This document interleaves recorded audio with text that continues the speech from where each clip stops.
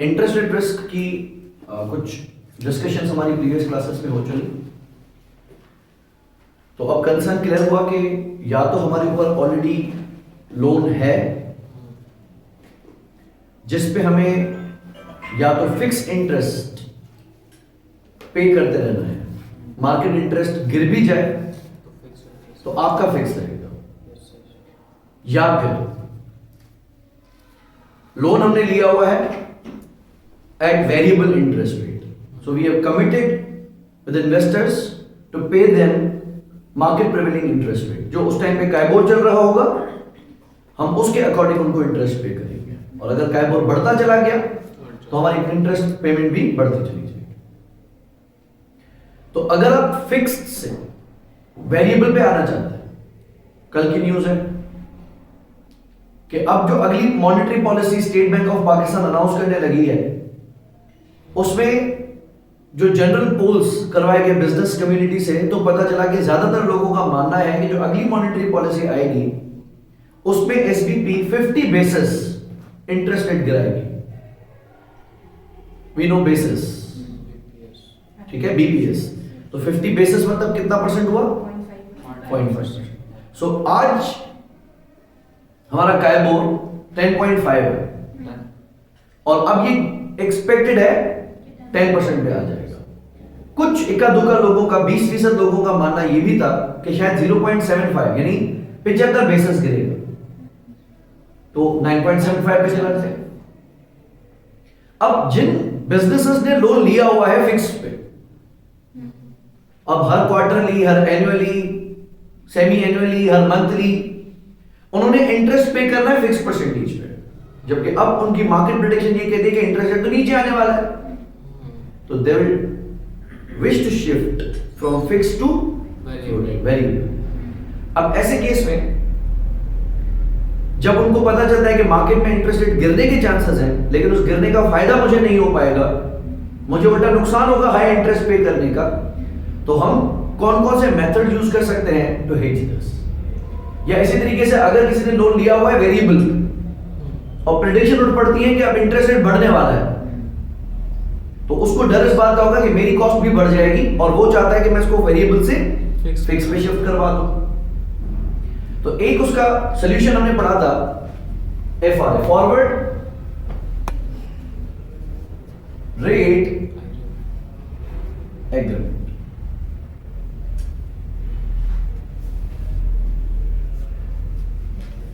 और इसके टर्म्स भी हम समझ चुके थे कि इसको रीड कैसे करना है।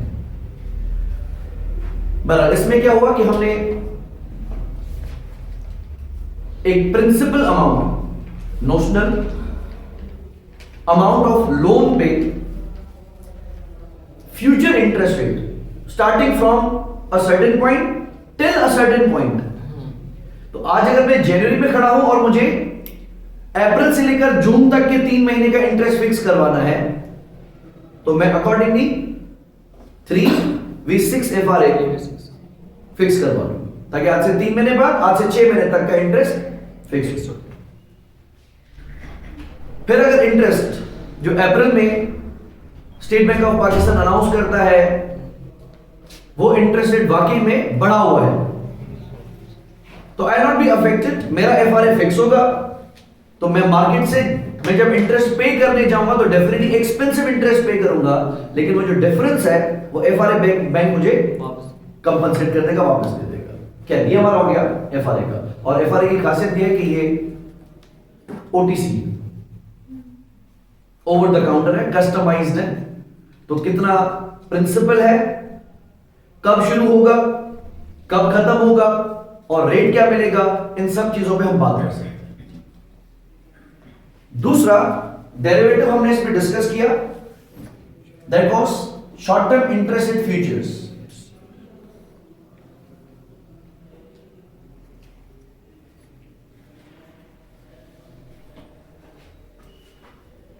Short term interest rate futures या इंटरेस्ट फ्यूचर्स है, ये भी बाइंडिंग। तो अगर आप आज फ्यूचर्स को बाय कर लेते हैं जिस दिन इंटरेस्ट की सेटलमेंट होगी, मैंडेटरी है कि उस दिन आपने वो फ्यूचर सेल भी करना है। और अगर आज आपने इंटरेस्ट रेट फ्यूचर सेल किए हुए हैं तो लाजिम है कि आप उसको सेटलमेंट डेट पे जाके बाय करें। और इसकी खासियत ये रही कि ये आपकी मर्जी के हिसाब से नहीं बनाए जाएंगे। करें, ये स्टैंडर्ड कॉन्ट्रैक्ट्स है जिसमें एंटर होने के लिए आप एक्सचेंज से बाइंग या सेलिंग करेंगे। फ्यूचर्स की मार्केट वैल्यू कैसे कैलकुलेट होती है? 100 माइनस इंटरेस्ट। तो अगर आज कैरबोर 10.5% है तो फ्यूचर की मार्केट क्या होगी? 89.55।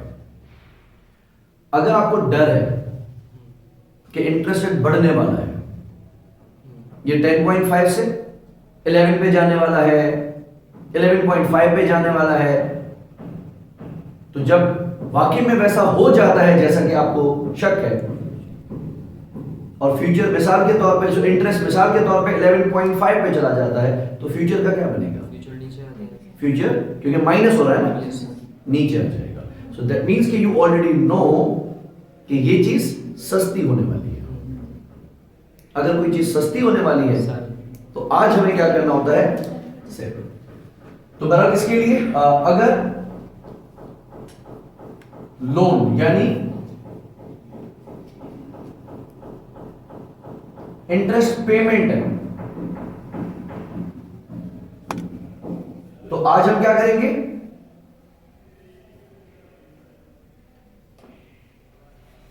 $89 पे सेल कर देंगे या 89.5 पे सेल कर देंगे। जब वो 88.5 पे आएंगे तो तब जाके आप उसको बाय कर देंगे। सो cell now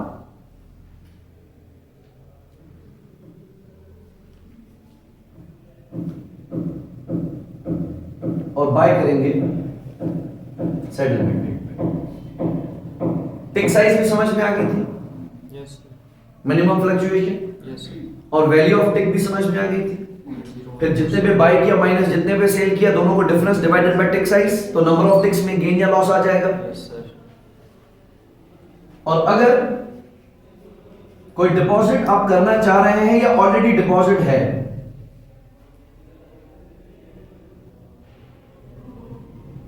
from which we are definitely expecting an interest income, पैसा आने वाला है, डर किस बात का है कि इंटरेस्ट रेट कम ना हो जाए, जो कि अभी मार्केट में बातें चल रही है कि हमारे जो फॉरेन एक्सचेंज रिजर्व्स हैं वो भी $21 बिलियन क्रॉस कर चुके हैं। उसके अलावा चाइना ने भी बड़ी इन्वेस्टमेंट्स की बातें की हैं कि $10 बिलियन तक हम पाकिस्तान में मजीद इन्वेस्टमेंट करेंगे। फिर जनवरी में ही पाकिस्तान चाइना मार्केट में अपने पांडा बॉन्ड्स लॉन्च कर रहा है। So there are certain things. हमारी स्टॉक मार्केट भी 186,000 पॉइंट्स को टच कर रही है। तो कुछ चीजें ऐसी हैं जो पॉजिटिव टर्म्स हैं इकोनॉमी के पर्सपेक्टिव से। तो अल्टीमेटली अब क्या हुआ है, स्टेट बैंक ऑफ पाकिस्तान के पास रूम है क्योंकि इन्फ्लेशन भी कंट्रोल में है तो वो इंटरेस्ट रेट को नीचे ला सकता है।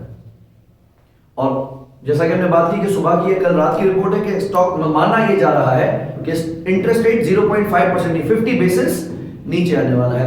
अब अगर मैंने कहीं पैसे डिपॉजिट करवाए हुए हैं और जहां से मुझे फ्लोटिंग इंटरेस्ट वेरिएबल इंटरेस्ट मिलता है तो जो अगला इंटरेस्ट मिलेगा मुझे डर है कि वो कम मिलेगा।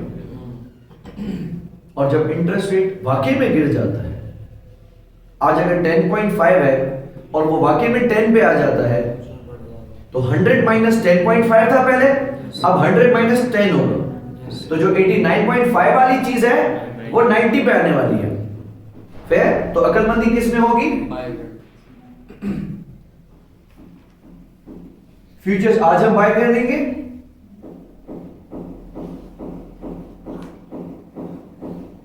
एंड सेटलमेंट पे या क्लोजिंग आउट डेट पे सेल।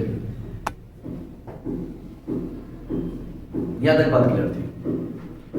अब आते हैं इसके लास्ट हेजिंग ऑप्शन पे।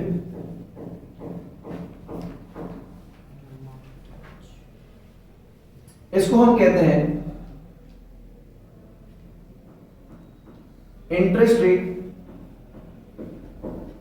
ऑप्शंस, या इसको कहा जाता है interest rate guarantees, IRGs। Interest में मनी मार्केट का कॉन्सेप्ट नहीं है।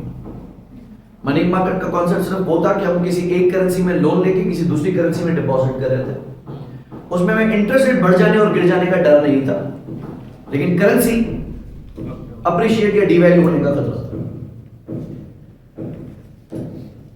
ऑप्शंस करेंसी में भी हमने पढ़े।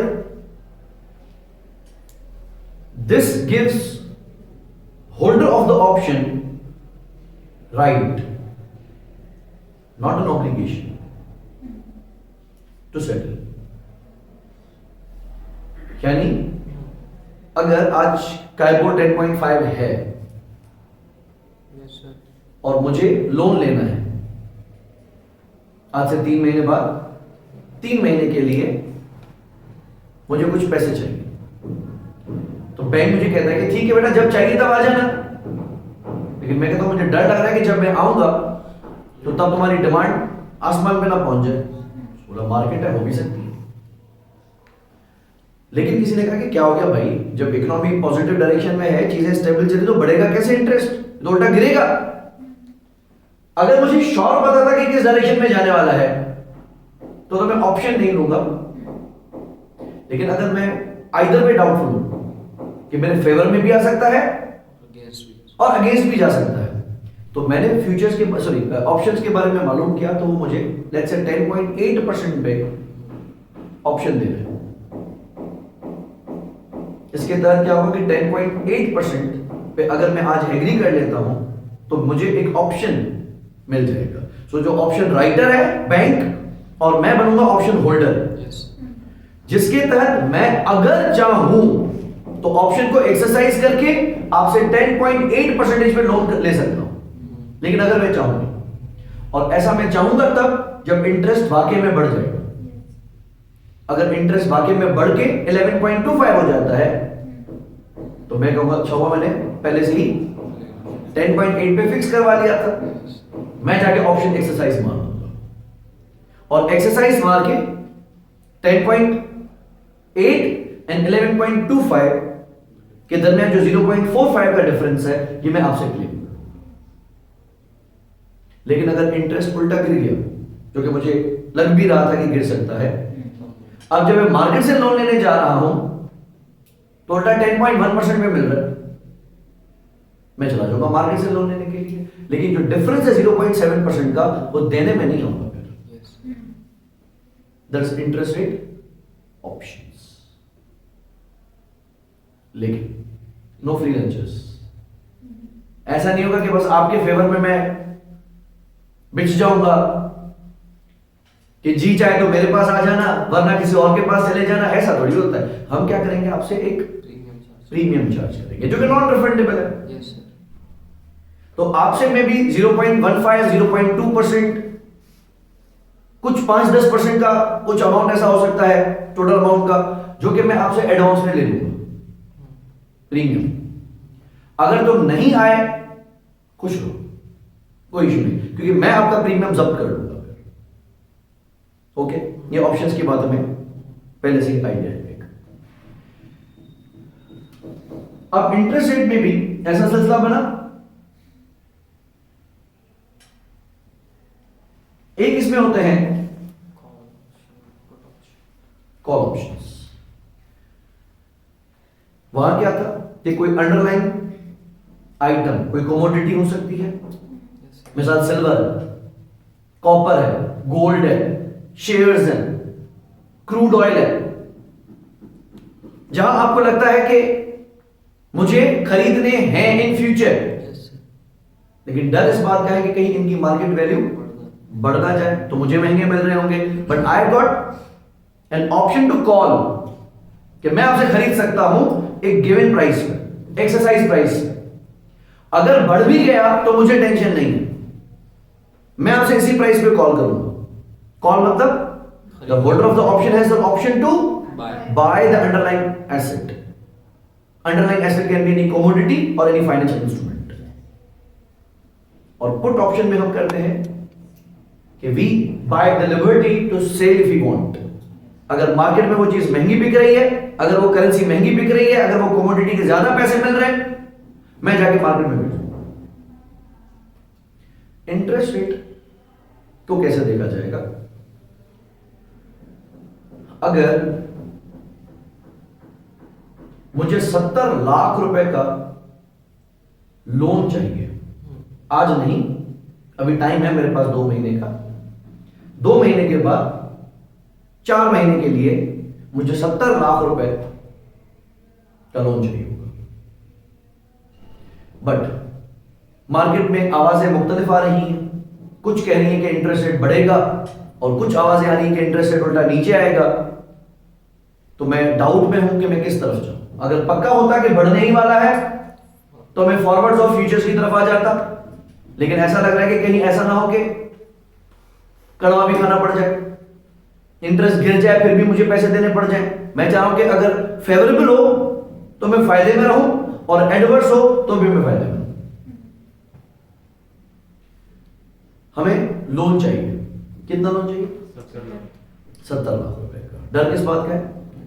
इंटरेस्ट रेट के बढ़ जाएगा। अच्छा, आप 70 लाख रुपए पे इंटरेस्ट पे करेंगे या आपको मिलेगा? लोन है ना, पे करेंगे। अब हमें देखना है कि कॉल क्या करना है, लोन कॉल करना है कि इंटरेस्ट। तो इसको आप समझिएगा कि कॉल ऑप्शंस का मकसद कि जो इंटरेस्ट है, इनकम, वो आप रिसीव करना चाहते हैं या नहीं रिसीव करना चाहते हैं, आपकी मर्जी। और put option is for payment. फिर तो ऐसे केस में अगर हमें फ्यूचर में इंटरेस्ट रिसीव करना है या नहीं करना, मेरी मर्जी है। तो ये मैं किसके लिए कॉल ऑप्शंस लूंगा? फॉर फ्यूचर डिपॉजिट्स, या यूं कह लें फॉर इंटरेस्ट। तो एक इंटरेस्ट इनकम, आपने मुझे कहा कि मैं आपको 10.65 का ऑप्शन दे रहा हूं और मार्केट में इंटरेस्ट हो गया 11%। तो मेरी मर्जी है कि मैं आपसे कॉल करूं या मार्केट से कर दूं। तो इसमें इंटरेस्ट रेट क्या फिक्स हुआ? इनकम। ठीक है, मैं लोन लूं या ना लूं इसकी बात नहीं हो रही है। तो it's not about calling the loan, it's calling the interest, depositing the loan.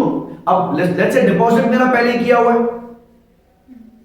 और मुझे हर 3-3 महीने के बाद कायबोर मिलता है। डर मुझे इस बात का है कि अगला कायबोर तो गिरने वाला है, तो बढ़ भी सकता है, गिर भी सकता है।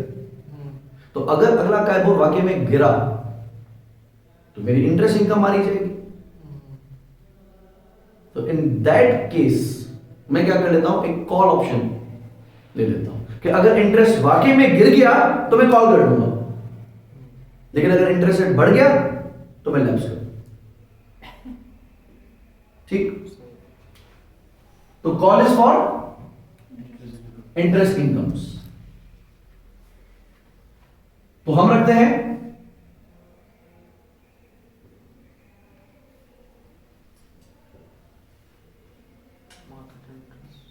Market interest. मार्केट इंटरेस्ट अगर लेट्स से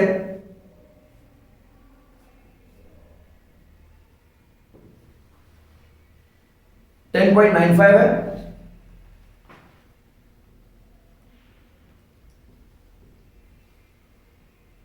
और कॉल ऑप्शंस मैंने लिए हुए हैं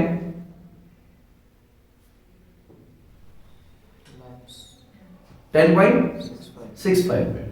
तो क्योंकि मार्केट मुझे ज्यादा पे कर रही है तो I let the option go lapse.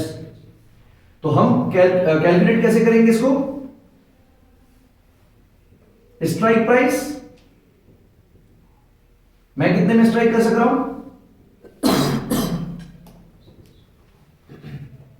10.65 में माइनस करेंगे market value of underlying item.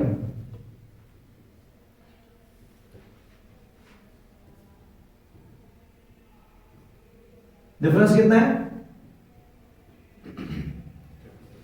And this is what we refer as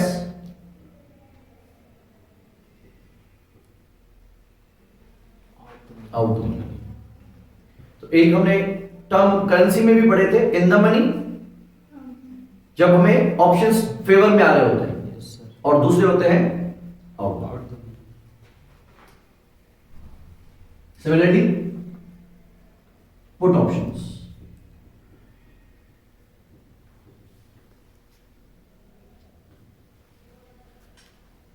तो जनरल करेंसी या कमोडिटी के केस में पुट ऑप्शंस का मकसद होता है कि हम अब वो कमोडिटी, वो करेंसी, वो शेयर्स,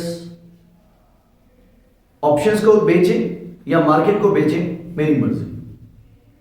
तो अगर मेरी फसल उतरने वाली है और मैं एक्सपेक्ट कर रहा हूं कि गंदम के 500 टन मेरी जमीन से हासिल होंगे, डर इस बात का है कि गंदम का रेट पता नहीं इस बार क्या होगा। एंड डेफिनेटली डर क्या है? गंदम का रेट बढ़ जाने का डर है क्या? कम हो जाने का डर है कि कहीं ऐसा ना हो कि पिछले साल की तरह इस बार भी गंदम रेट ना करे, फसल रेट ना करे। तो मुझे मार्केट ने कहा कि अगर आप उसको सेल करना चाहते हो तो 8,500 में 1 टन हम आपसे खरीदने के लिए तैयार हैं। मैंने कहा डन करो, मेरा लॉक कर दो 8,500, लेकिन ऑप्शन है। तो अगर मार्केट में गंदम का रेट ज्यादा है तो मैं जाके मार्केट में सेल करूंगा, लेकिन अगर वाकई में काम चल रहा है मैं ऑप्शन को एक्सरसाइज कर दूंगा। इस केस में पुट ऑप्शंस का मकसद क्या होगा?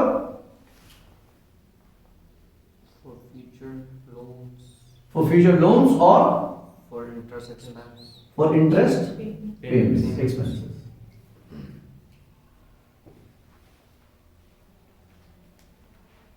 तो ये आपको दूं या मार्केट के दूं, मेरी मर्जी। ठीक हो गया?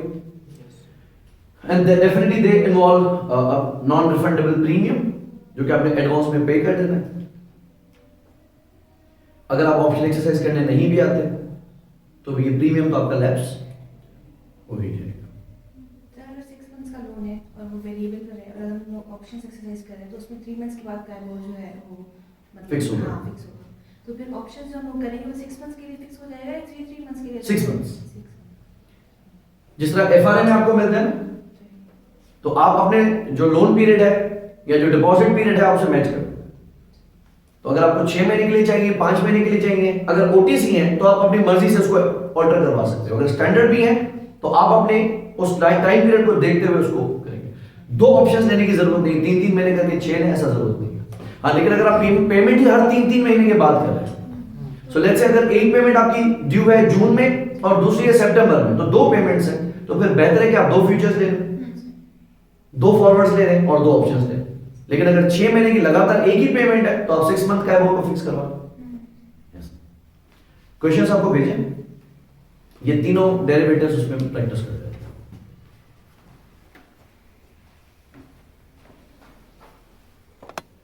क्वेश्चन शेयर किया एक, that is Greenly company, accessible. Greenly will need a short term loan of 1 million pounds. ये क्वेश्चन यूके बेस्ड क्वेश्चन है, डोंट अज्यूम कि इसमें एक्सचेंज रेट होगा। ठीक है, आप अगर उसको 1 मिलियन रुपीज अज्यूम करो तो भी कोई इशू नहीं है। Okay, so Greenly will need a short term loan of 1 million rupees for 9 month period commencing 1st September 2023। SONIA, ये सोनिया बेसिकली यूके का इंटरेस्ट रेट है, स्टैंडिंग ओवरनाइट इंटरेस्ट ऑल्टरनेट, जो कि यूके का इंटरेस्ट रेट है वो 3% है। कब? 1 जून 2023। ओके, थोड़ा फिगर आउट करते हैं। आज 1 जून की तारीख है, आपको लोन कब चाहिए? जून, जुलाई, अगस्त, 3 महीने के बाद। और सितंबर से कितने महीने आगे? 9 महीना, 9 मंथ्स। ठीक है, Greenlee's directors are concerned that interest rates might change prior to September. They would like to understand how they can protect themselves against the interest rate risk. Information regarding managing interest rate risk is shown below. Forward rate agreements मिल रहा है, एक 3v9 है और एक 3/12 है. हमारे लिए कौन सा? 3/12. 3/12 बिकॉज आज से 3 महीने बाद और आज से कितने महीने आगे है? No. आज से 12 महीने आगे. Yes, sir. सितंबर से 9 महीने हो गए और आज से 12 महीने हो गए. So we'll be taking 3/12. Definitely student पूछता है फिर 3/9 क्यों दिया है? ऑब्वियस सी बात है आपको कंफ्यूज करने के लिए. ओके, तो इसमें दो रेट्स गिवन है, 3.3 and 2.8. Which one are you supposed to take? 2.8. Deposit कर रहे हो कि लोन ले रहे हो? लोन ले रहे हो. तो बैंक आपके फेवर में बात करेगा कि खुद के फेवर में? तो आपसे चार्ज हमेशा बैंक ज्यादा करेगा. तो 3.3 एंड 2.8 में से आपके लिए कौन सा? 3.3. हाँ, डिपॉजिट करने जाते तो 2.8. Future contracts. कॉन्ट्रैक्ट की साइज 5 लाख यूरोज है, पाउंड है, सॉरी. जून के फ्यूचर्स 97.2 में मिल रहे हैं और सितंबर के फ्यूचर्स 96.8 में मिल रहे हैं. आपने क्लोज आउट कब करना है? लोन कब चाहिए? सितंबर में चाहिए. तो हम कौन से लेंगे? सितंबर वाले. अच्छा, फ्यूचर कितने का मिल रहा है? 96.8 का. अगर 100 पे से 96.8 माइनस करें तो 3.2 पे फिक्स हो रहा है. Okay. Assume that any basis changes evenly over time. Basis यानी with the passage of time, जैसे जैसे interest rate प्लस माइनस होता जाएगा, फ्यूचर्स की वैल्यू एग्जैक्टली उस हिसाब से माइनस और प्लस होती जाएगी. नहीं तो कभी कभी ऐसा होता है कि इंटरेस्ट रेट अगर 4% है तो फ्यूचर 96 के नाम मिल रहे हैं. Yes, sir. ऐसा होता है. तो बेसिस रिस्क होता है. लेकिन हम इसमें अज्यूम कर रहे हैं कि जैसा सोनिया होगा एग्जैक्टली वैसे ही फ्यूचर्स बाय हो सकते हैं. तीसरा ओटीसी ऑप्शंस कस्टमाइज्ड है. स्ट्राइक मिल रहा है 3% पे.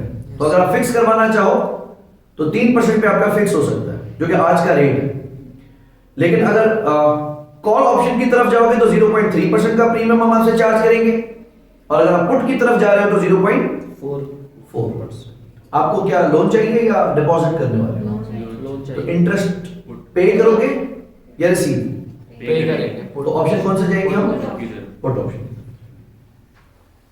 Demonstrate with supporting calculations how Greenlee Company can hedge against an increase or decrease in the interest rate on the short-term loan. Include a calculation of the effective annual interest cost for each type of hedge. Assume that on 1st September 2023, Sonia increases to 4% or decreases to 2.5. 2.5%. Question easy है. पहले FR देखें. Yes, sir.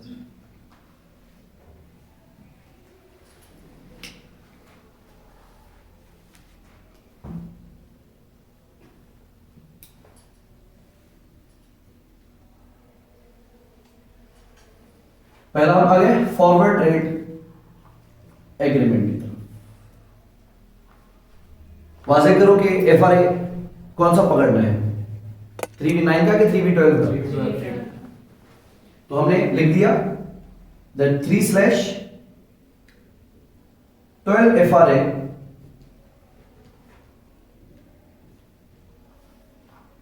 is suitable for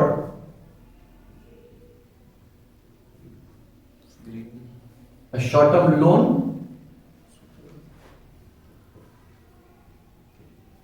starting after 3 months from now.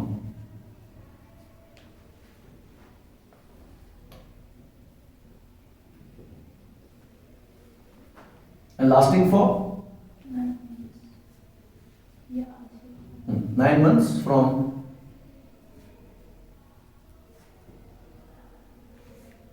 Rate of कितने पे हो रहा है?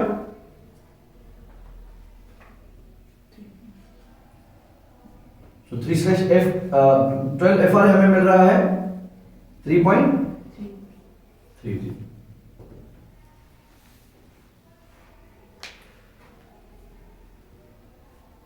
Case A and B दोनों को साथ मुका लेते हैं।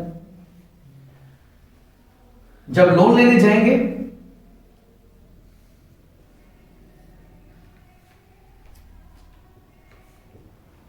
तो मार्केट में इंटरेस्ट पे किया जाएगा। Yes, sir. केस 1 में इंटरेस्ट कितना है? लोन कितना है? 4%. लोन कितना है? 1 मिलियन। Sorry. तो 1 मिलियन का लोन 4% का इंटरेस्ट कितने महीनों के लिए? 9 महीनों के लिए। Yes, sir. कितना पड़ा? 30,000. 30,000 का इंटरेस्ट हमें इस केस में पे करना पड़ेगा। और बी के केस में B के केस में 2.5 reduced to 2.5. 2.5 पे आ रहा है। 18,750. 18,750। Yes. FRA सेटलमेंट करेंगे। Yes, sir.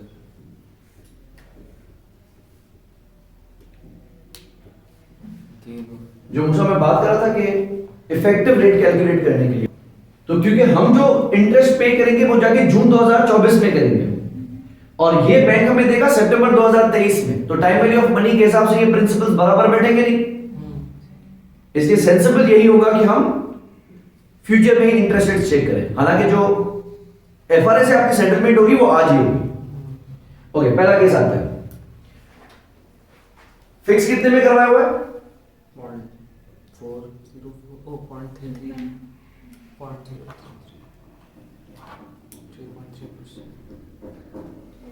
मार्केट में हो गया 4 और हमारी फिक्सिंग है 3.3 के हिसाब से।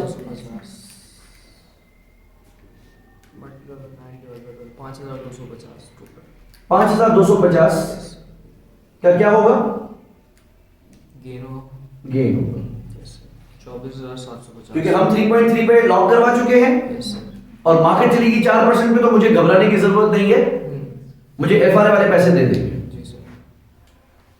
और अगर सोनिया चला जाता है 2.5 पे 2.5 पे यस सर। और मेरी फिक्सिंग है 3.3 पे, अब हो गई गड़बड़, गलती हो गई। तो 2.5 माइनस 3.3 9 बाय 12 1 मिलियन।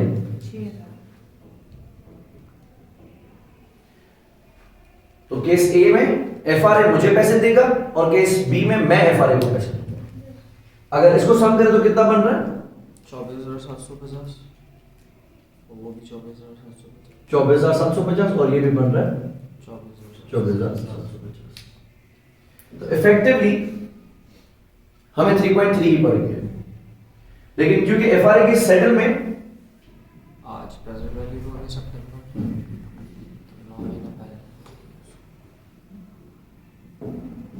जो एक्चुअली एफआरए की रिसीट और पेमेंट होगी, Yes, तो ये 5,250 9 महीने बाद के पैसे हैं और हमें 9 महीने पहले मिल रहे हैं। तो हम रखेंगे 5,250 divided by 1.04 yes 1 plus interest कितना है 4% 9 बाय 12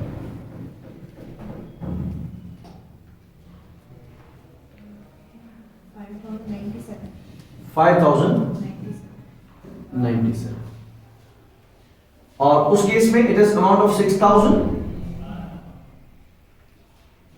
1 प्लस कैबोर कितना है 2.5%।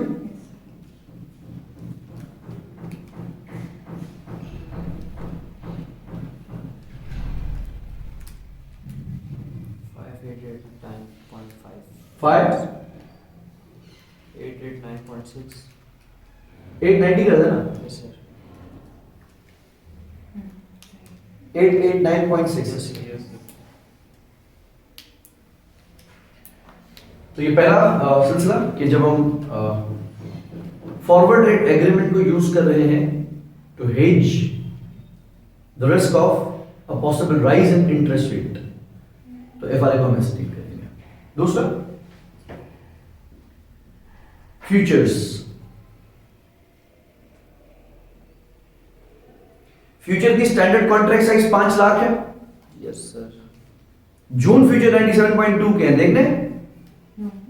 सितंबर और सितंबर फ्यूचर 96.4 के हैं, देखने। Yes sir. इसमें हम इंटरेस्टेड है। डर किस बात का है कि इंटरेस्ट रेट, बढ़ता है। और जब इंटरेस्ट रेट बढ़ेगा तो फ्यूचर्स फ्यूचर्स कम हो जाएंगे। कम हो जाएंगे। तो जो चीज सस्ती होने वाली है बाय कर आज उसको क्या कर देंगे, सेल कर दिया। आज हम सेल कर देंगे। Yes sir.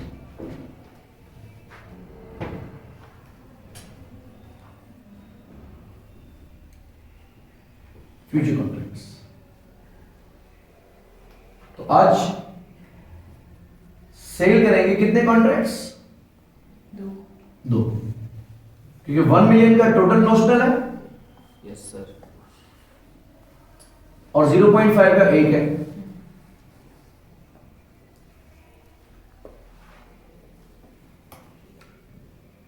कौन से कॉन्ट्रैक्ट सेल करने, सितंबर में।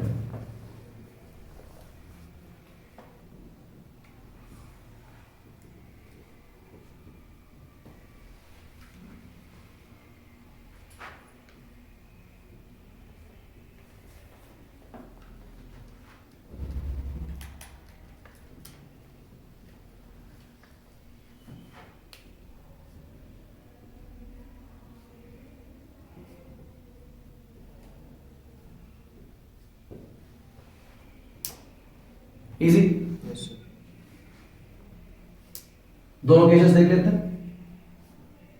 इनफैक्ट पहले ऑब्वियस चीजों की तरफ आते हैं। नंबर ऑफ कॉन्ट्रैक्ट्स हो गए 2, तो टिक साइज कितनी रख रहा है, 0.01%। इसको बोलते हैं 1 बेसिस, या हम लिख सकते हैं 0.0001।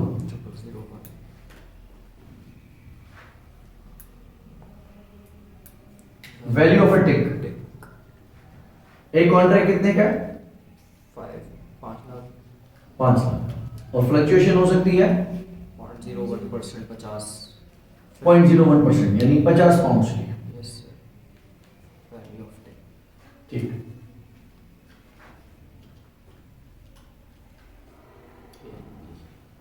Case A and B.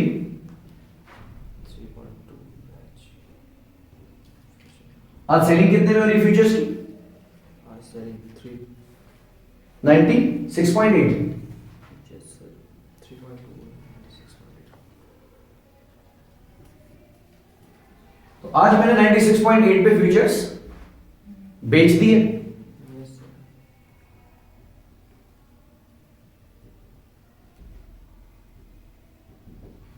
और जाके इसको सेटल करेंगे। 96 पे। इंटरेस्ट रेट कितना हो गया, 4%। तो फ्यूचर कितने पे आ जाएगा, 96 पे। जिस बात का डर था वही हुआ। जब इंटरेस्ट रेट वाकई में 3 से 4 पे गया तो फ्यूचर्स की मार्केट वैल्यू कम हुई और मुझे अकलमंदी रास आ गई। मैं पहले ही उसको 96.8 पे बेच चुका था, मुझे फायदा कितना हुआ, 0.8 का। जबकि इस केस में सस्ता। सोने आ गया 2.5 पे, यानी 3 से 2.5 पे आ गया। 97.5। तो फ्यूचर्स आ जाएंगे 97.5। 7.5। 0.7 का नुकसान हो गया। नुकसान होगा, क्योंकि बाय कर रहा हूं 97.5 पे और बेच चुका हूं 96.8 पे।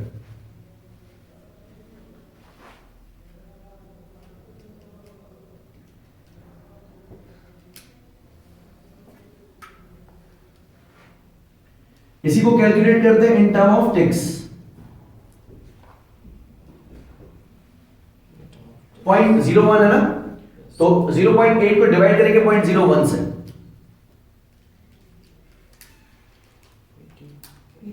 80 ticks, and 0.7 divided by 0.01, 70 ticks का लॉस है। ओके, लोन लेने चलते हैं।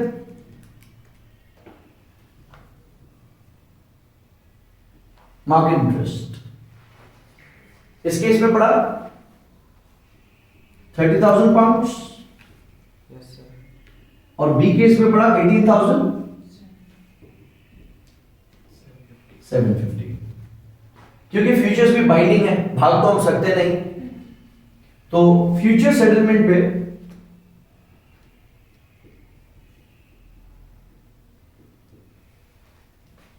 नंबर ऑफ कॉन्ट्रैक्ट्स आ गए दो। एक टिक की वैल्यू 50।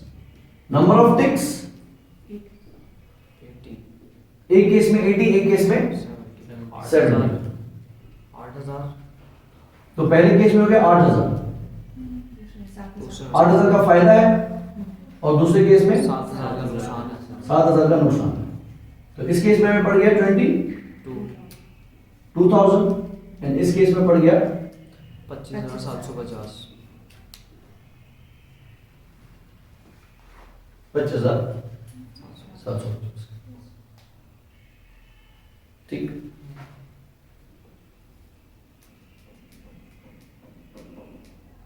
ये अच्छा 8,000, हाँ हमें रेट कम करना, ठीक है। तो ये हो गया एक forward rate agreement yes sir. और दूसरा फ्यूचर्स कॉन्ट्रैक्ट। अब हम लास्ट की तरफ आते हैं जो कि हमने आज पढ़ा है, that is interest rate options. Last strategy is OTC options. एक कॉल है और दूसरा पुट है। किसकी तरफ जा रहे हैं? पुट की तरफ जा रहे हो कि कॉल की तरफ जा रहे हो? पुट की तरफ। क्यों? क्योंकि इंटरेस्ट रेट पे करना है।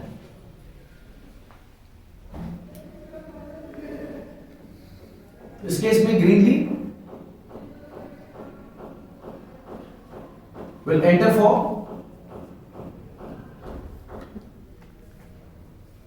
Put option. put option।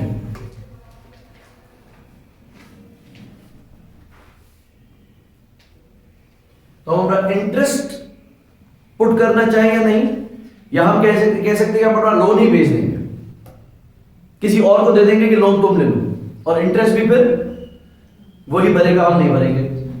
So we'll enter for put option to sell the loan of £1,000,000 after 3 months from now.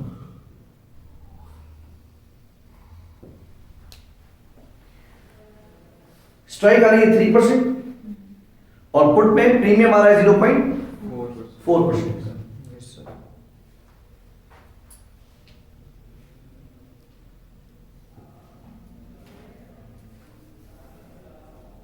Market interest 18,750। ए में परसेंटेज वाइज बन रहा है ये 4 यस सर। और बी में बन रहा है 2.5 2.5।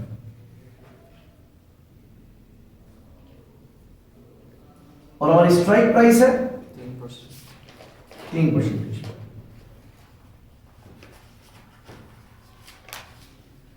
अगर मैं 3% पे पुट ऑप्शंस कर लेता हूं तो मेरा लोन 3% पे फिक्स हो जाएगा यस सर। और प्रीमियम भरूंगा 0.4, तो इफेक्टिवली मेरा इंटरेस्ट बन जाएगा 3.4, क्योंकि प्रीमियम तो इनएविटेबल है।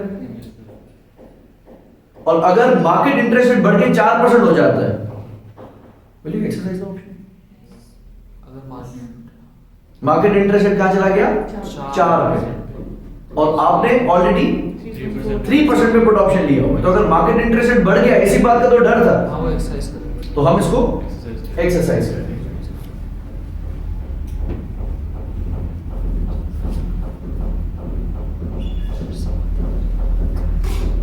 सो ये 8% से in the money. Yes sir. Alternatively अगर मार्केट आपको 2.5% पे दे रही है यस सर। और आपने ऑप्शन लिया हुआ है 3% पे लोन लेने का, तो आप मार्केट से लोगे कि ऑप्शन से? मार्केट से लेंगे। तो इसको एक्सरसाइज करने में 0.5% का उल्टा नुकसान हो जाएगा। नुकसान। अमाउंट्स में कैलकुलेशन कर लेते हैं। अच्छा, ये जो प्रीमियम्स होते हैं हमेशा पर एनम ही होते हैं, इसको भी याद रखिएगा। तो अगर अमाउंट्स में चलते हैं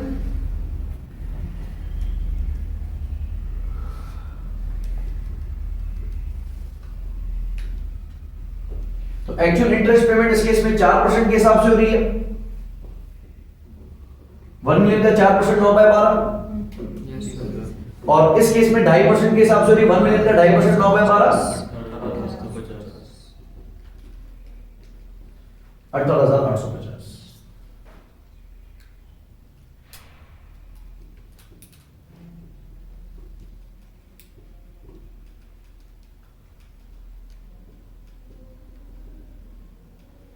ऑप्शन एक्सरसाइज पे गेन हो रहा है 1% का। 1 मिलियन 1% 9/12,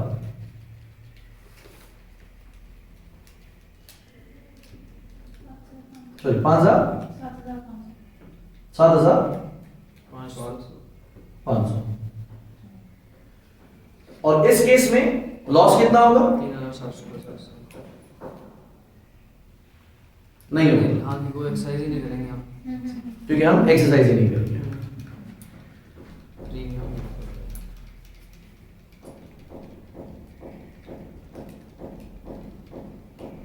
ऑप्शन प्रीमियम दोनों सूत्रों में कॉमन रहेगा। Yes. कितना जा रहा है? 0.4 पे जा रहा है ना? 0.4%। तो 1 मिलियन 0.4 9/12 3,000। Yes sir. इस सूरत में भी पे करना, उधर भी पे। इस सूरत में पे करना। पे मतलब मैं इसको वैसे ही उसमें रख रहा हूं माइनस में। तो इस केस में हमारी नेट कॉस्ट कितनी होगी? 25,500।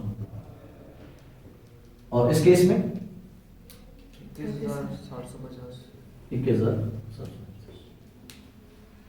और इसका भी इफेक्टिव इंटरेस्ट कैलकुलेट कर लेंगे कि 25,500 9 महीने का interest.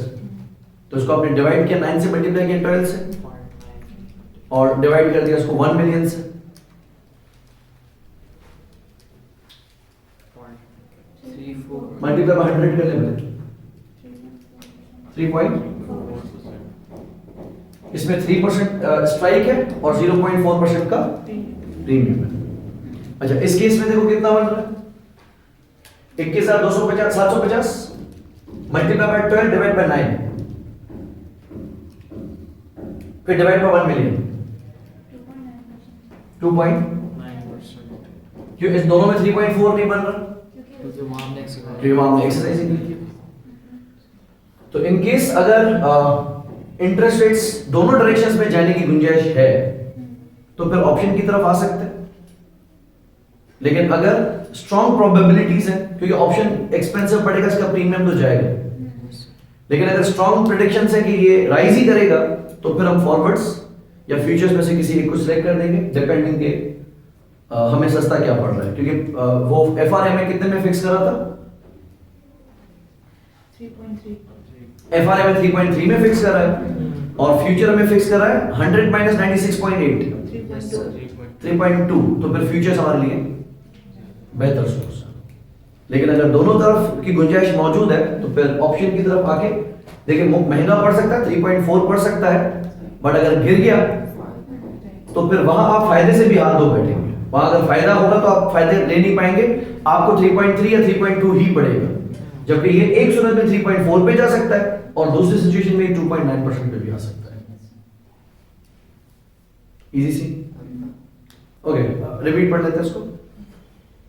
A company has purchased an interest rate call option with a strike price of 18% per annum। यानी इस ऑप्शन के तहत हमारा इंटरेस्ट रेट 18% फिक्स हो जाएगा। अब ये इनकम का है कि पेमेंट का है वो आप डील कर लेना। And a premium of 1% per annum for a notional 3-month deposit of 100 million। ऐसे खुद भी बता दिया।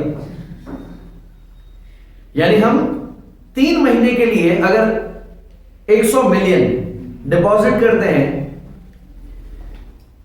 If at expiration the interest rate is 15%। 15%, what would be the net annualized interest as a percentage annual rate? Rate calculate करना है। बड़ा आसान सा है, मतलब करने की जरूरत नहीं है। पहला सवाल, call options are for incomes और एक्सपेंसेस, इनकम इनकम्स, और इसने आपको 18% में इनकम गारंटी कर दी। मार्केट में इंटरेस्ट कितना हो गया? 15%। एक का प्रीमियम दे देंगे। एक्सरसाइज करेंगे? एक्सरसाइज नहीं करेंगे। एक्सरसाइज नहीं करेंगे ना? एक सेकंड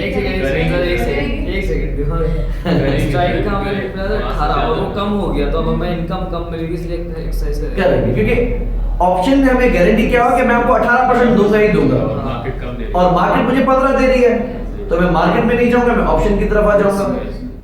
ठीक, और प्रीमियम कितना है? 1%। इनकम कितनी होगी? 18 की 15? 18, क्योंकि मैं तो ऑप्शन एक्सरसाइज करूंगा, और उसमें से 1% तो प्रीमियम इनएविटेबल है, वो दिया ही दिया, तो बाकी मुझे कितना बचा? 70%। अच्छा, ये अगर पुट ऑप्शन होता यस सर। तो मुझे फिक्स हो जाता कितने पे? 18 पे। 18 पे फिक्स हो जाता 18 पे, मार्केट में आ जाता 15% पे। Yes sir. मैं हम ऑप्शन पे एक्सरसाइज ना करते, हम मार्केट से जाके लोन ले लेते 15% पे, और 1% और 1% तो हमें देना ही देना है। इन दैट केस हमारा डी, हाँ सॉरी 16 हो जाता, 15 वो और 1 को, सॉरी पेमेंट है ना, बी हो जाता फिर 16%। सिंपल डेट मार्क का था, लेकिन अगर कॉल और पुट में कंफ्यूज होंगे तो हमारा ऑप्शन गलत टिक हो जाएगा। हाजिर दिमाग में। चले, so it says Unity Limited has obtained a loan of 250 million yes sir. from EIL for 5 years, and the loan carries a floating and variable rate of interest which is paid annually, and the existing rate is 10%। 10%. To avoid losses on account of any extraordinary increase in interest rate, Unity Limited bought an interest rate cap at 12% from Savera Bank Limited. In addition, they also agreed to a floor at 8%. अच्छा, ये मैं आपको समझा दूं। जिस तरह आपने एक बड़ा interest rate options, yes sir.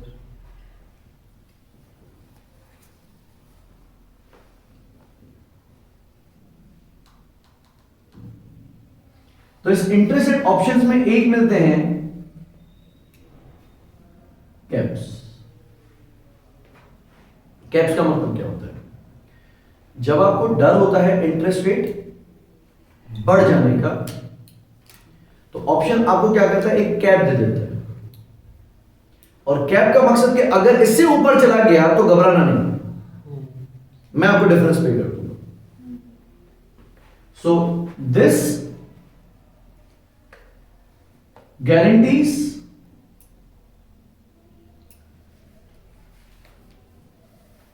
an increase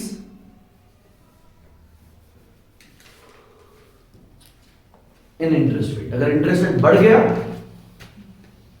तो आपने नहीं घबराना। दूसरा,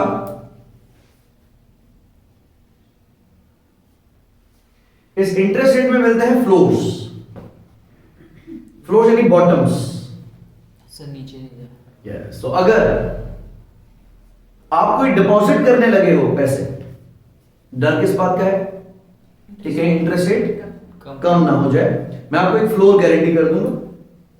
अगर इंटरेस्ट से नीचे गया तो घबराना नहीं, I will pay you the difference. So this fixes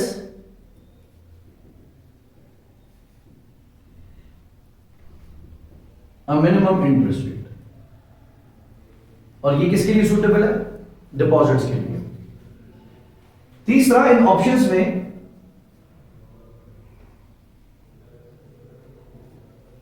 option आता है कॉलर्स का। कॉलर्स नेक इस तरीके से कुछ हुआ है। कैप्स ने आपको क्या गारंटी किया? इससे ऊपर कि इंटरेस्ट से ऊपर नहीं जाएगा। सो लेट्स से अगर कैबो 10.5 है, मैंने आपको 11.25 पे कैप दे दिया। अगर 10.5 से बड़ा 10.8 पे आया, 10.9 पे आया, 11 पे आया, क्या मैंने आपको गारंटी कहा किया हुआ 11.25 पे। अगर इंटरेस्ट रेट 12 पे चला गया ना तो मैं 0.75 आपको दे दूंगा। सही है। बाकी अगर उससे ऊपर जा रहा है, 10.5 से ऊपर जा रहा है लेकिन 11.25 के नीचे नीचे है, तो आप टेंशन मत लो, ठीक है, आप एक्सरसाइज कर मतलब मार्केट में चले जाना। इसी तरीके से मैंने आपको एक दिया फ्लोर। तो अगर आप एक डिपॉजिट कर चुके हैं या करना चाह रहे हैं और आपको डर है कि मार्केट इंटरेस्ट रेट गिर ना जाए, लेट्स से मैंने आपको 9.75 पे फ्लोर दे दिया। अगर 10.5 से 10.3 आया, 10.1 आया तो टेंशन नहीं, लेकिन अगर 9.75 से नीचे चला गया तो आप एक्सरसाइज कर देना, मैं आपको डिफरेंस दे दूंगा। तीसरे आते हैं कॉलर्स। दिस सेट्स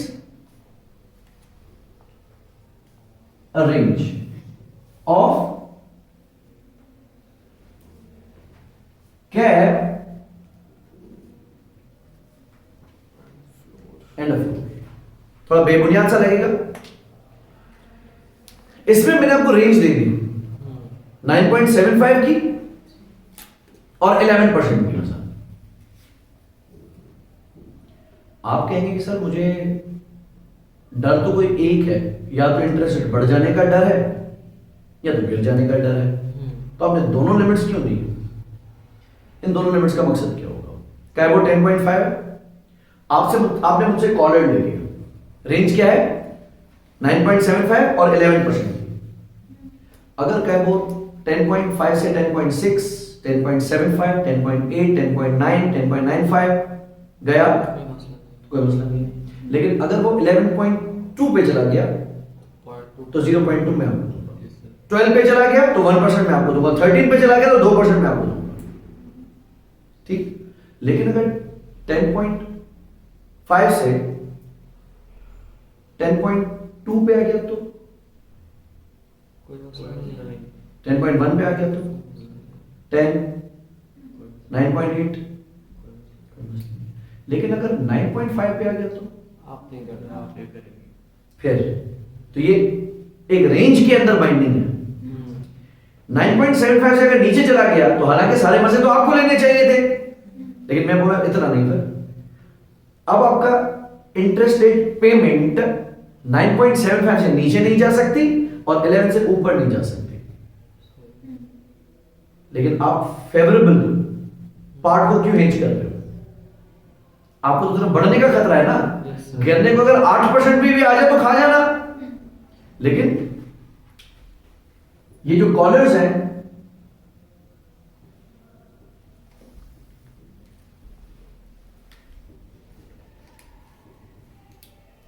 ये ऑफर किए जाते हैं एट कंपैरेटिवली चीपर प्रीमियम।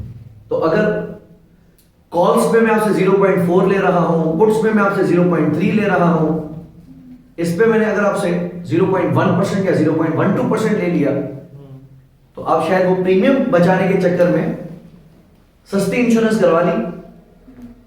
तो अगर कैबोर गिर के 8 पे आ गया ना तो फिर 1.75 आप मुझे दोगे, 11 से ऊपर गया तो मैं जिम्मेदार, और 9.75 से नीचे आया तो फिर आप जिम्मेदार।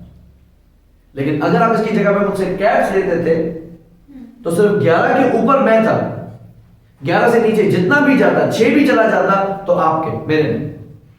लेकिन इसके प्रीमियम थोड़े पर एक्सपेंसिव होते हैं। तो एक हो गए कैप्स और दूसरे होते हैं फ्लोर्स, और तीसरे आ गए कॉलर्स। इस केस में देखिए इसने एक कैप लिया है 12% पे सवेरा बैंक लिमिटेड से, और 8% का फ्लोर भी एग्री किया है। ये क्या लिया है? कैप्स लिया है, फ्लोर लिया है, कॉलर लिया है? कॉलर लिया है। So compute the interest rate that Unity Limited will pay to Eastern Investment Limited, and the amounts which Unity Limited and SBL would pay to settle their obligation toward each other if the interest rate on the due date is 13% and 6%. सही? अच्छा, पहला case आता है, case ए,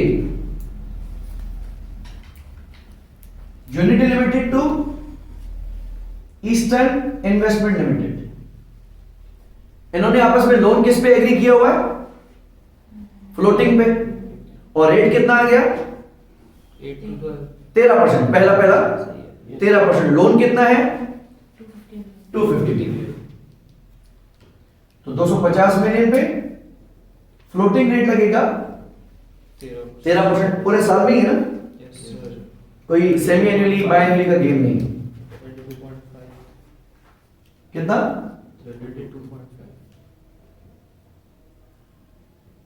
32। और case B में वही 250 million का कर्ज है, लेकिन इंटरेस्ट गिर के कितने पे आ गया? 6% पे। 15।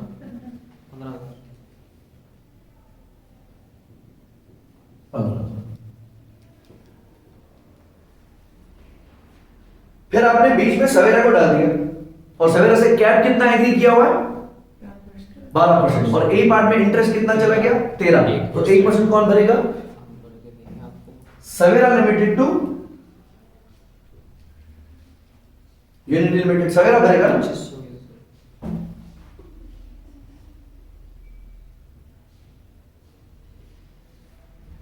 250 मिलियन मल्टीप्लाई बाय 13 माइनस 12 का कैप है 1%, कितना? 2500।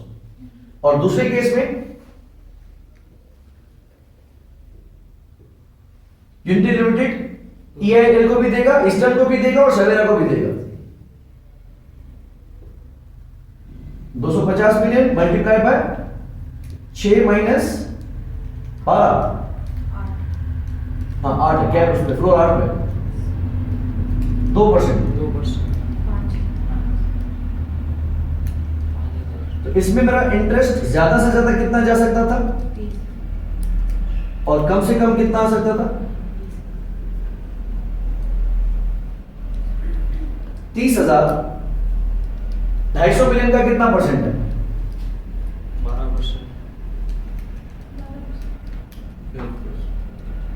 और 20,000 250 मिलियन का कितना परसेंट है? 8%। सेम हो गया। तो कॉलर्स में इंटरेस्ट 13 से 12 से ऊपर नहीं जा सकता, और 8 से नीचे नहीं जा सकता।